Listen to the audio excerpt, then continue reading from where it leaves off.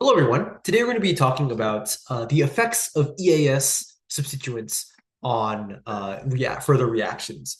And so today's video is going to concern mostly EDGs and EWGs. EDG stands for electron donating groups,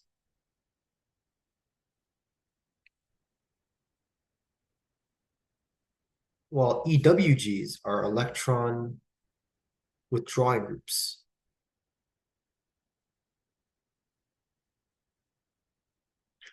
And what you have on your benzene is basically going to affect where the next substituents will go, right? If I had like an electrophile here, right? We're essentially going to be deciding whether or not the electrophile will go either here or here, here or here, or here. And so in order to kind of see where that goes, we're gonna have to return to resonance. So I'm so sorry if you put off resonance until now. But essentially, right, I want you guys to take a second to do resonance for both these structures. If you have no clue what's happening, you don't have to pause the video and try it on your own. Just follow me, yeah? So in order to do some resonance, right, I'm going to push this onto here, and this pushes itself up onto here. We can draw this down here. Right, so you have an oxygen here. Remember, don't forget the plus charge. Negative charge right here. Yep. And then from here, I'm going to go ahead and enlarge this so I have a little bit more space. It's going to pop into here, and this is going to pop back up onto here, onto the atom. So it's a very similar pattern, right? Where you go from bond to atom, atom to bond.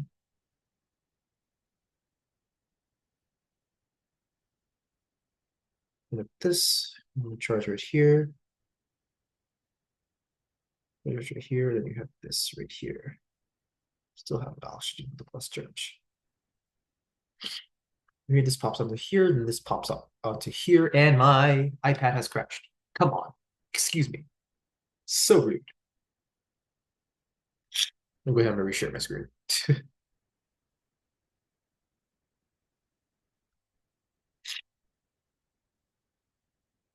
Alrighty. Pop onto here. You end up with this.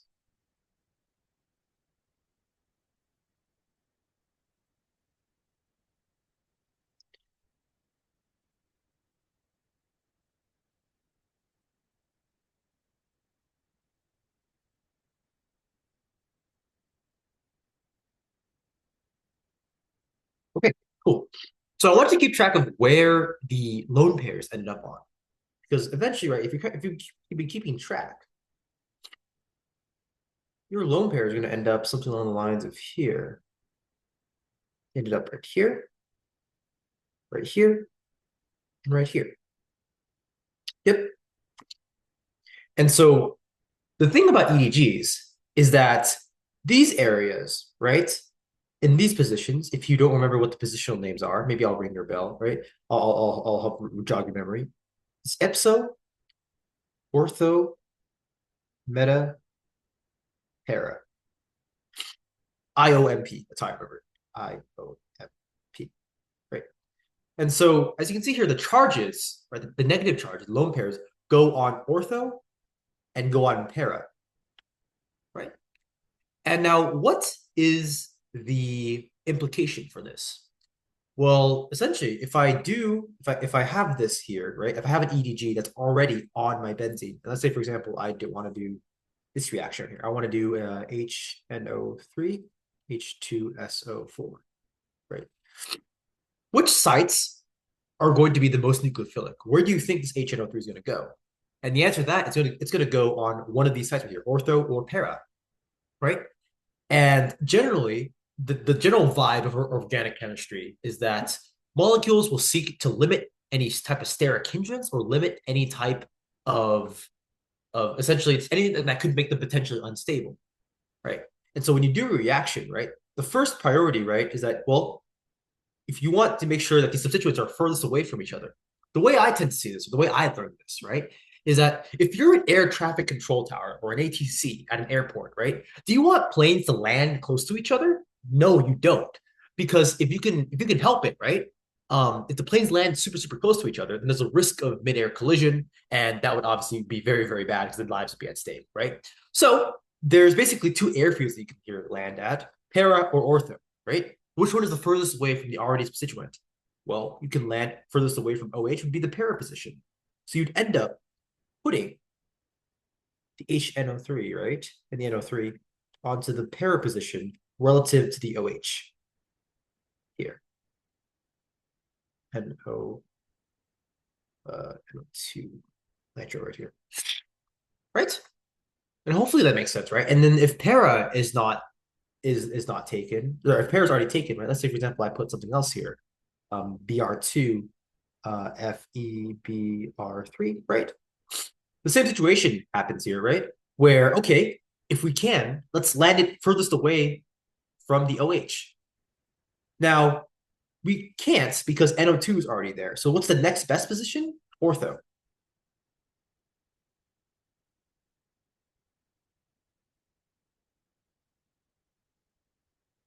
OH. So you end up with this. And you can keep on going until you have everything filled. So, to just recap, right? EDGs, if you are trying to put a substituent onto a benzene, right? EDGs are ortho para directors, as in they direct other substituents to the ortho and para position, with para being preferred. Now for EWGs, it's a little bit different. Let's go ahead and let's do the resonance for this.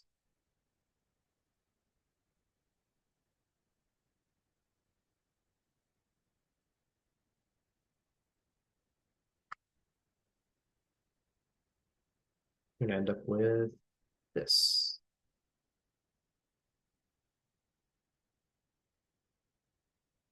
The plus charge here is going to pop onto here. I'll quickly kind of do this on my own. Do-do-do.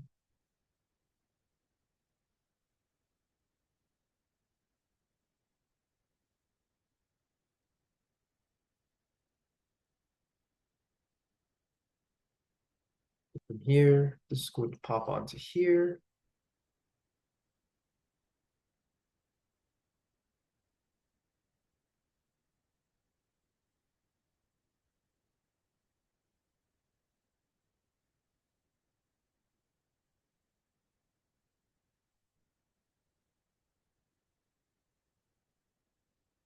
It's going to pop onto here.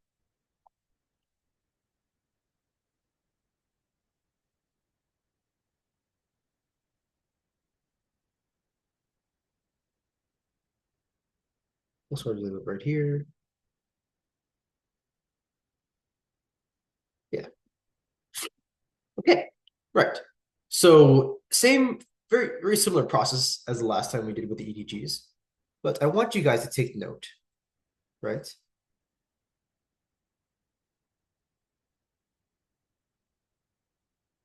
That the charges ended up right here. Now you may be asking to yourself, right? Well, are these ortho para directors too, right? Will EWGs force things to land on the para and ortho positions because that's where the charges are? Well, not exactly. This is kind of the opposite.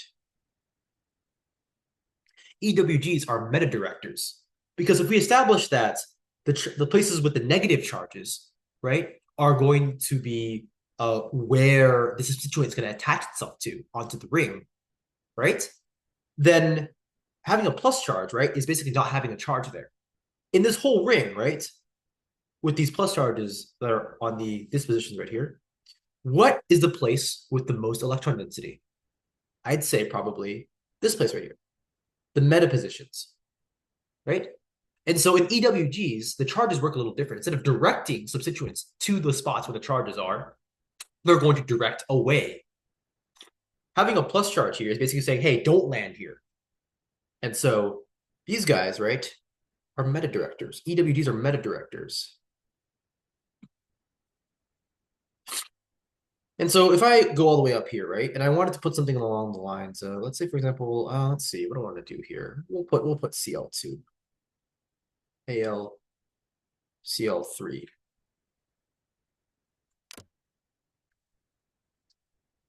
CO3.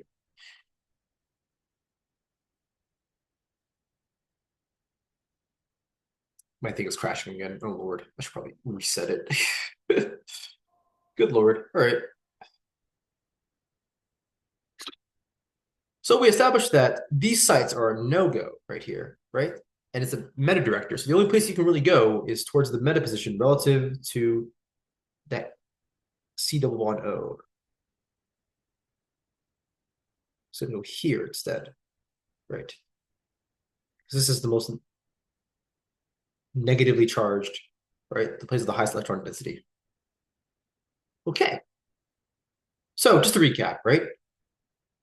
Ortho and para directors are EDGs because with the way that the resonance works, right, the negative charges and the electron density gets placed on the ortho and the para positions. And because negative charges are the ones that tend to be nucleophilic, right, they're the ones that are going to go start the reaction, you end up putting stuff on the para position first if you can, and then the ortho position. However, EWGs are meta directors. Instead of saying come to the ortho and para positions, they say don't come to the ortho and para positions because there's plus charges on both of these, right? And so the only places where you're clear to land are the places with the most electron density, which just happens to be the meta positions. So that's what they're meta directors, right? If you do a predictive product or some sort of synthesis, right? If you already have an EWG on there, right? The substituent will be directed toward the meta position. Okay, cool. So moving over here, right? Let's see how this would play in action here. So we have HNO3, right? And hopefully you've known at this point that HNO3 is going to basically put a nitro group onto here. Now, since you are starting with a regular vanilla benzene with nothing on it, no attachments whatsoever, you can put that NO2 wherever you want. You can put this over here, over here. It doesn't really matter. So we got to recognize now, okay, so we want to put a CH3 onto here. Where am I going to put it? Well, the answer lies in, is NO2 a withdrawing group, electron withdrawing group, or electron donating? I'll let you figure out the answer. Okay, so it's an electron withdrawing group. Yeah. And so what that means is that the plus charge is going to be end up right here, and right here. And that means that withdrawing groups are meta directors. So we're going to put the CH3 onto this part right here.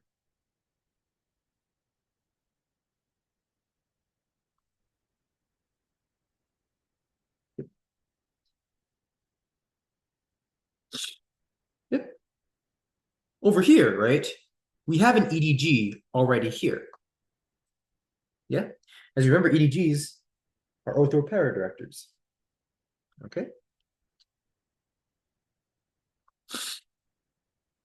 So where are we going to put it? The ortho position or the meta position? Remember, if you're air traffic controller, you don't want planes to land too close to each other, so it's going to be in the para position. Now, if this para position was already blocked, you'd probably obviously go to the next best available option, which is the ortho position. Now, from here, right, we're at a bit of a standstill. Where exactly do we put this BR2? Where do we put the BR? So I'm going to go ahead and I'm going to highlight this in another color to help illustrate this point. So the NH2 is a EDG, it's an electron donating group. It says, I want you to land at the ortho positions or the para positions if you can. Okay, we have that down. Now let's listen to what SO3 wants. SO3 is a electron withdrawing group. Right, so my bad, SO3H, SO3H.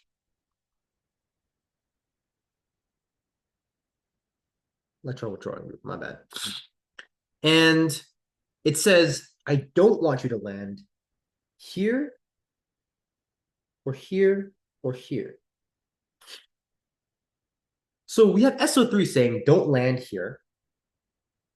And we have NH2 saying, land here. Right? Obviously, the ones that are right here are out of play, right? Because, well, there's already something there. And so what it seems to be is that NH2, if you have a electron withdrawing group and electron donating group that are opposite to each other, right, parallel to each other, then they just end up confirming each other's directions, right? If one air traffic control tower says, don't land here, and another air traffic control tower says to the pilots, right, hey, land somewhere else, right? Then you can basically follow both of their directions at once. And so the areas that confirm, right, are going to be at this position here, ortho, meta, yeah, ortho to the electron donating group. So you end up with something along this, confirming each other.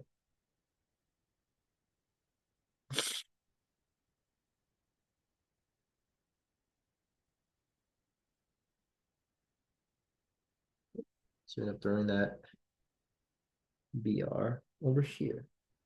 Alrighty. So this is basically the type of reactions we're going to be asking you to do. The implication for the operations here is that you're going to be basically you're going to have to like know how to order your substituents in order to get a certain outcome. So this is basically all we got here. I hope this is helpful. If you're still confused, come find me and I'll help you out. Thank you so much.